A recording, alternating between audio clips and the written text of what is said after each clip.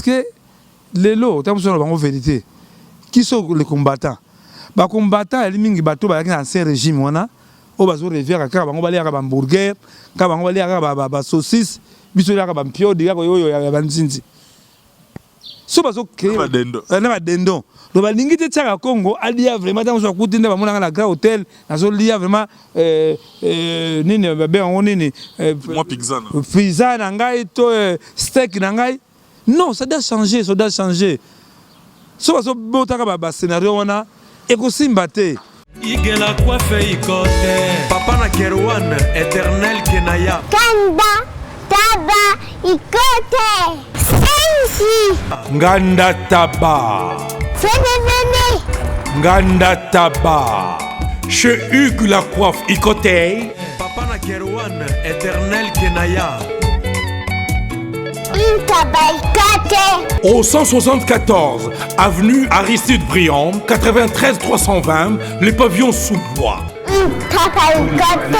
À la petite porte à gauche association Hugues Icotey.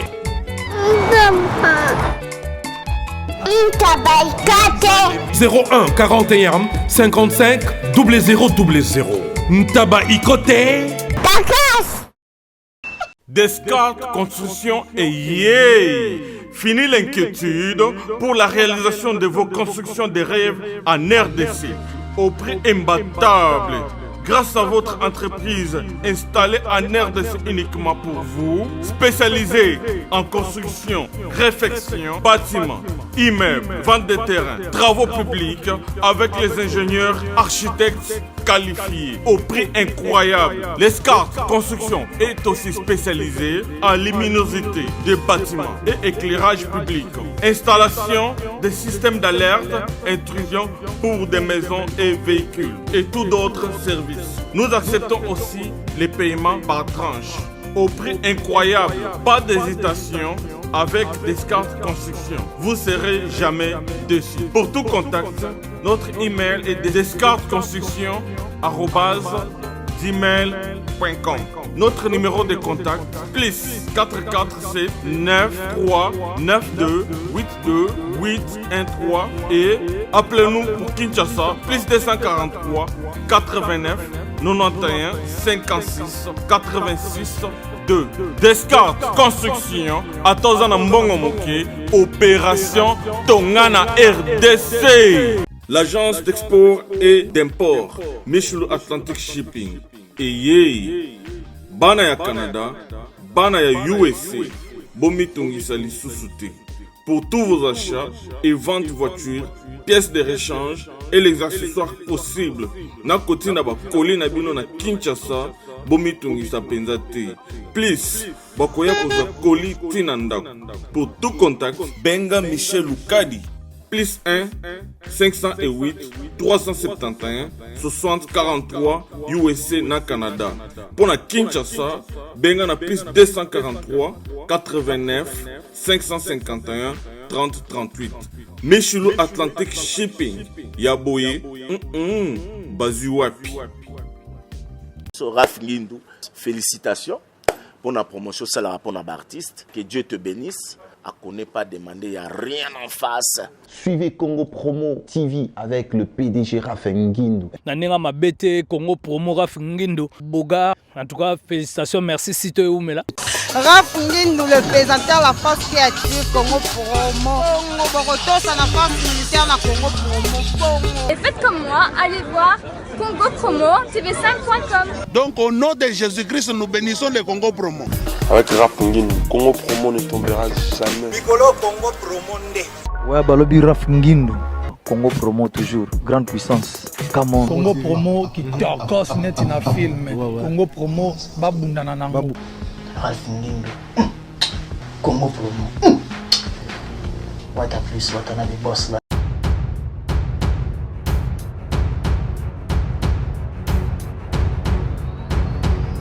Mesdames, messieurs, vous qui nous suivez à travers le monde, la chaîne Nabino Congo Promo, dirigée par celui qu'on appelle Monsieur l'ingénieur Raph Ngindou depuis les États-Unis, à qui j'ai dit bien des bonnes choses. Na Madame Penalibota Mobimba, ici nous sommes à Kinshasa, capitale RDC, au cœur de l'Afrique. Nous sommes précisément dans la commune Lengalema, sur l'avenue de la Paix. juste devant parcelle, il y a celui qu'on appelle le roi de la forêt, monsieur formidable. Toyepotokutana, Namropé, artiste avant tout, et puis à Zabongo autorité morale, il y a plateforme, et Benami Bongo artiste en danger, à Zabongo juste à côté de nous, en dépit de ses multiples occupations, mais les lots quand même endémiques parce que ça fait vraiment belle lurette sur mon été dans ma PC souffle de vie, à PC Pinto Tomakasi, à PC Namaele, tu te contenter les lots très rapidement, tout sera très rapidement parce qu'elle est juste à côté de moi, par rapport à de manière survolée, l'actualité Zapena m'a cassé mettre sur le très rapidement parce qu'on court derrière les temps pour te coûter vraiment en pleine réunion m'a bimi par respect pour tout sur la naïe. Lui on l'appelle Monsieur Chaka Congo. Monsieur Chaka Kolo Kwanga. Nous sommes assistés par celui qu'on appelle éternel directeur des infos. Il vit pas ni par nation, tous on est ensemble, la grande famille en tout cas. Tukutanina Kolo Kwanga tomonani le londe na 2019 ngana yo permettez-moi tena kima oti tozomona na kara nete makambo ya fali okima en tout cas permettez ngana présenter au baveu nanga parce que mbole zaka ne bandeli la meilleure vue na yo nga kwanga te fo yanga kwanga bena ya tinga bena oya basenga fo yanga vraiment que Dominique wa musarata en tout cas na Londres nzamba sunga aussi ozali na hôpital nzamba batela yo to remercier sous vraiment impression kondombasi. Ah, Papa Pierre Mpoutou na Novre, Papa Pierre Mpoutou na Novre. Tout le monde peut aller vraiment que Sandra Bumba, Ale Bumba, vraiment que tous na biso awa et pas de la forêt au côté biso na parce que azora les canisimo ko sala plateforme bengi CACO, collectif des Congolais mettant à na photo en États-Unis en babana kabati Congolais mettant mabe ba idée vraiment c'est malheureux mais de toute façon ouais vraiment ça mutumoko tant que bana porte la ibsa monde c'est les seuls musiciens à prendre respect ou vraiment respecter vraiment na musicien congolais ouais son à contribuer à mingi pour nga pa conseil même ba pareil oyo mapata moi c'est vous allez ngango donc on déjà famille vraiment que yango to dans cadre mambo ya CACO pour na ko action pas d'action toujours bana ko taker miko sur terrain yango kuti biso Charakongo Kolo Kwanga air lobby idée wana oyo bozoki parce que idée ça la peut protéger avec ngango ça œuvre intellectuelle mais le fait ya idée wana bozalaki nango et que c'est retrouvé de l'autre côté car na structure na bino ya artiste wana bino mo bo gérer yango bo digérer yango ndenge non eza mon thème mapé parce que to banaki première réunion to banaki ngwa après to ke na hôtel Sultani to ke na ni na le hôtel basi chaka idée la kitoko so wora buka di biso to récupérer mais peut-être wora ba ke na États-Unis ba yi biso idée mais to na tirango va na tira ça ba niveau wora te mais ce que mais yo mo pené pe le pené pe to constatera que artistes et surtout ba gangolo ont du mal à se mettre ensemble tout le monde a conséquences ba maisha et consort quelle garantie aux là qui n'ont personnellement que la structure na bino wana ndenga ke zoapé malgré ba caprice ba artiste ngai ko réunir bon c'est à cause de la communauté bon c'est à cause dans le bandé que défendre ba cas vraiment mais parce que avantage il y a c'est à cause où est un homme social d'abord il faut donner des assants danger pour que simba kanga mon côté social vous comprenez même là on a plus d'informations 10 ans à Al Pacino ils ont lobby il y a vista avenue moko y timba comme timba comme ah oui tamususu voilà tamusupe voilà son à tamusa ko on est à soutenir les candidatures. Moi, c'est ça, là parce que le besoin à tête, même temps sur transport. Bon, on a Esika auto mais ça a fallu pour pas. C'est fallu pour moi. Plus ça ça a pu tomber à Al Pacino que c'est à cause de ma candidature qui faut soutenir en gros. Même au thème bébé basi congolais, même pas ça à ça dans les OK ça OK c'était. Et ça ça n'a rien à voir. Parce que avantage il y a Wera Aza Munene, ali parmi les grands noms au soit que vraiment a bengi procureur a bengi ministre influence makasi mais en tout cas c'est à cause vraiment ce terrain vraiment déjà avec la grand hôtel Pullman déjà parce que déjà en place aller ne vous en faites pas donc là voilà 60 de makanisi ça va aller côté d'une part c'est Yako côté artiste en danger on va rappeler en français qui trop embrasse mal les trains c'est-à-dire au Rosalie éparpillé pour parmi les attributions à Yako les appels quoi assister artiste oh yo ça déjà en danger ça drôle mon c'est à côté c'est différent parce que en danger bit personne là qu'on défendre tous les cas malheureux car malheureux vous comprenez oui au Beli au Koufi Bakangio droit d'auteur exemple donc une date commémorative vous comprendre donc belé ya ndenge moko te mais nzo c'est quoi ça ba moko ya grand lien mais biso mingi ya côté mingi ya social c'est là le but à s'engager mais c'est quoi mais le loyer mo cha Congo confiance na parce que to couture pena les rois de la forêt pas je crois là que ça bon on a une illustration tout ça pena en face il y a devant parcelle trop désannoncé pena kuna voilà donc ba ne ba mona ke au possible so pena moi respect on a pena na valeur yango tozong c'est lieu yango to PCOP merci ya koya poto so d'abord Werason ça c'est pas besoin pas na la kisi ba pareil mais si ma pas d'ailleurs ngo même on pas Wera mon il y a sécurité ils ont pas bayebi déjà que ndenge bazokengela Wera azali mutu moko ya social tamu supo ida yena poko kuda batonda ke belawa ngamba mwana beli bakaki mutu nini ba police bazalaka ba sécurité ba edaka vraiment d'abord sécurité ya Werason d'abord ezali na vision que bazokengela mutu social vraiment que vraiment merci après ça social c'est pas tout le monde exemple yo tamo la boulevard on a papa mbo basenga ka bambongo wana est-ce que oza courage be ata 500 mi parler déjà bimi eza libanda na misu na ngala zo mona ngo troisième pe kolika ningo lo baki troisième colis déjà ngane libanga ona yawa te na yesi zibe service na zwakata transit colis awa na zibe service na mbala moko 37 oh ngakuna banga kina esi mwana chaka 3 ah bon yiba yango na kiserie na bango ya musala baza pena Brazzaville mwana lobaki nanga pe na Angola bazali na Angola bazali na Brazzaville c'est que to benga bango monde entier ukokanseli kola mundele na moni Angola acha mundele te azakia yo mutuza na France précisément ezala na Paris ezala na Rennes ezala na Lyon ezala sika nini soko uza na colline yo kunyo kwa maneyo te ba numéro na biso yango wana benga na yo zibe service akulivrer yo carton pe ko retirer ye muko akuya kuzwa yango pe akuya wana Kisasa kaka Kisasa te ya Maniata Makalu na Point Noir na Brazzaville na Angola na Kinshasa place à Robunga ezate Hugues la coiffe Ikoté. Et enfin, je suis arrivé. Salon Hugues la coiffe Ikoté. Non seulement c'est un salon de coiffure, mais aussi une machine de transformation des hommes et femmes. Regardez-moi comment je suis. Vilain. Mais attendez, 2 minutes. Bogard. Vous allez voir.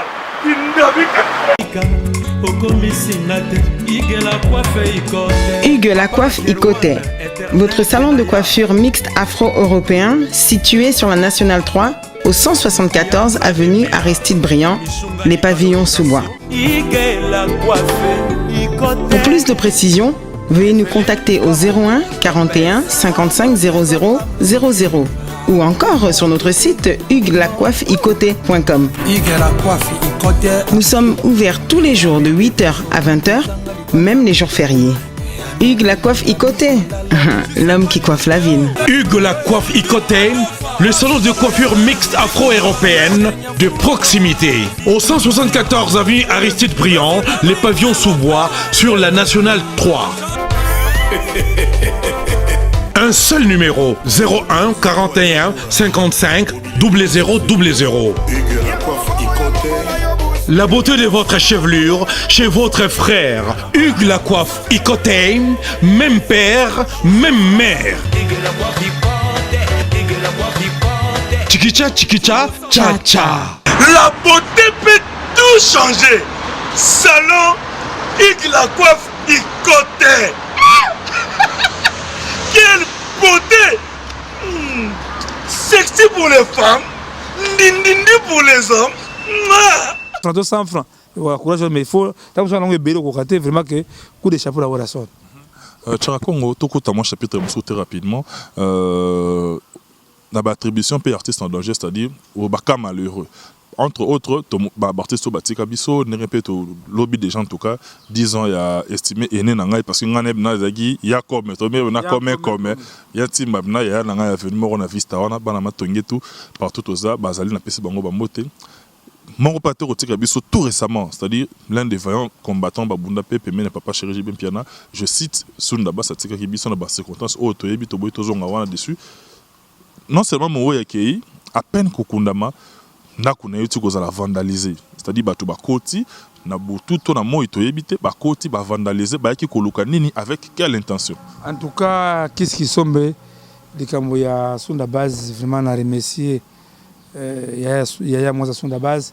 Fifi Chibamba na aussi Chipamba pe na PCA BBC modi fozali que Sunda base vraiment remercier premier Bino Chibala wa sunga kibiso ngana reggae nga zali sauf il n'était pas soutenu na bande ko na artiste parce que artiste congolais bolingo zalité ceux qui avaient onini azaki honorité parce que on n'a pas senti na remercier honorable Jean Goubal, Félix Oazé, ceux qui ont la moitié de mais on n'a pas vu grand chose. Vraiment que les leçons de base, kundi à peine, ne, qui sous suko, bukanda wa sous la base, c'est le en tout cas côté moko,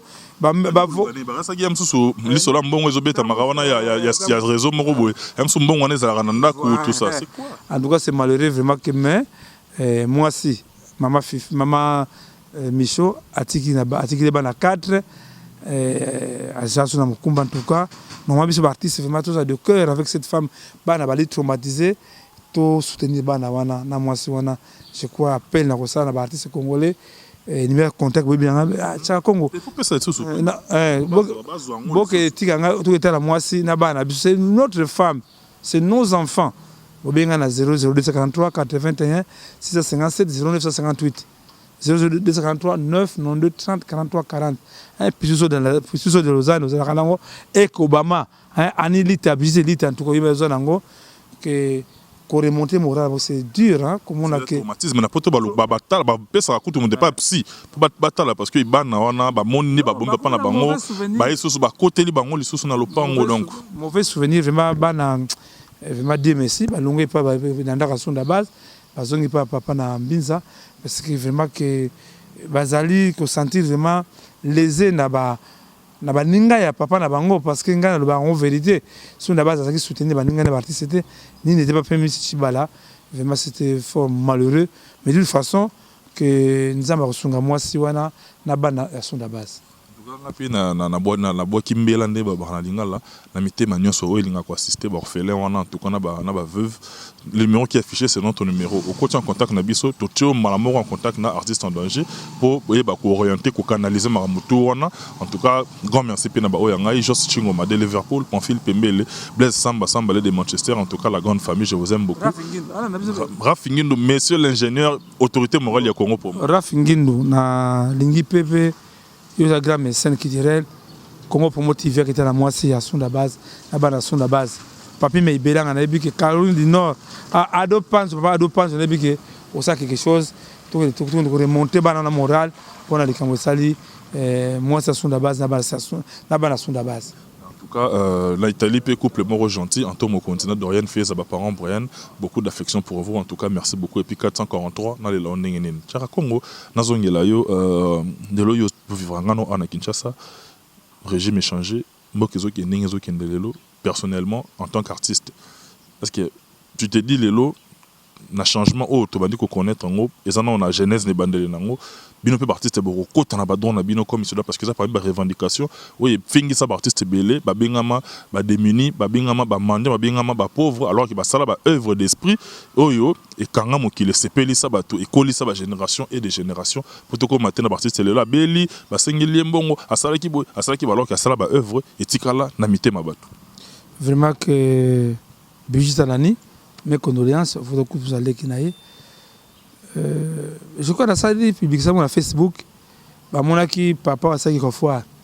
asalaka so na monga le matanga kala moni yaki ba delo par ça kana batato ba yako kiliti ba buka nous avons des cas net ya papa Loufa Widi l'état congolais lui a plus de 2 millions de dollars et papa dit c'est quoi Bella à la maison l'état s'occupait de papa indépendant tcha papa Brazos beaucoup de gens avaient baraté combat les années hein on m'a dit ça comme sur la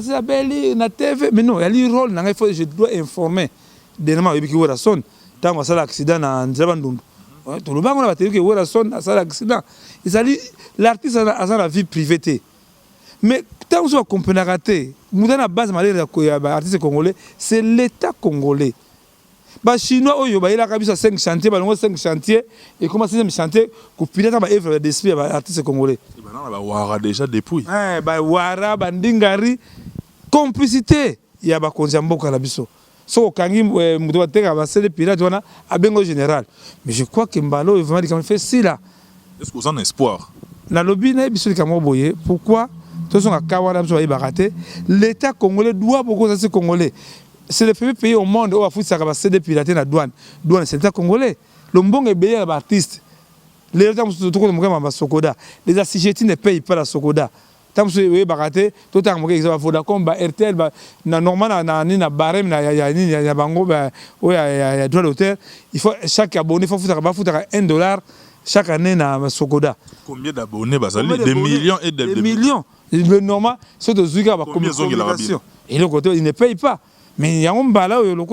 to yebisi na papa Félix Tshisekedi le là yé avantage c'est quoi aza kinois abi passe par artiste nzema de ça doit cesser bâti la vision culturelle hein tant que combat culturel activité ba ministre non artiste non bâti mutu moko azebi ba culture bâti te mutu abine kiti bâti de to pesi apporte Vayaka cheese oh Vayaka cheese vraiment on a dans un monde que so c'est des apporte Vayaka cheese asa ministre chrétien asa na États-Unis so bâti Vayaka cheese na ça qui des arts ministre qui disait faut changer il faut que mutu abi culture bâti les apporte c'est bon c'est la cadeau de mutu moko pour autant papa Félix Tshisekedi bâti la biso asa apporte ministre non allez voir net na moni allez voir na ba publication na moni na ba nomination ba tsaka bisa kiti des arts côté souka le ministère kiti des arts n'est pas considéré mais culture dans mbongo ya osala belé les sous exemple Werrason to ba sali nze mbongo na souka na jibien piana single wana ba te $1 mais combien que ça va entrer na mbongo na biso mon ba na politique culturelle yango peut être messieurs ba député biso ko na assemblée ba bunda de politique culturelle loi ba voter ngo parce que asi congolais à cause de non to boy ngana ko la télévision c'est un cas mais il faut que niveau na oyo ne assez congolais comme un clochard un mandat non en tout cas bazong c'est la biso ba mettez tout ça ça ne passe mingi dans l'ambassade il faut que l'ambassade il y a des chargés culturels et ba chargés culturels ou dans l'ambassade la canine et le côté on a profité peu fana mokonzi boké tu premier tous les combattants tous les combattants en tout cas bolaka biso musique la porte sur Kabila longo Kabila est parti to bingo ça la guerre na bango baba ndeko na biso tous là ensemble bazong sa culture congolaise ba conseil à la poto ici il y avait un problème tout bon ça ensemble tout ba na biso boto ba congolais tout bon malakate makamza tina no ba mekano ko longo artiste na ba politique parce que préjudice ba marabati ko belé et mati ba ivoirien ba ki nigérien ba mati makasa par rapport ya ba ndso ba nse ba zo beta na musique na biso mais lokola to beta sur la pototé en tout cas ballon en tout cas il doit ngazo be yango renaissance ya politique culturelle na biso Congo ezonga oyibi makanisi na ngai au devancer question na ngana tuna yo opesi déjà réponse lango et ça linga pena grand plaisir parce que to linga te la mère patrie c'est-à-dire Congo RDC les ali patrimoine commun ya biso nyonso donc nul n'est plus congolais que autre biso tout oza bana ya Congo ozala mongala mon Congo moloba mo swahili ne wera loba beto na beto donc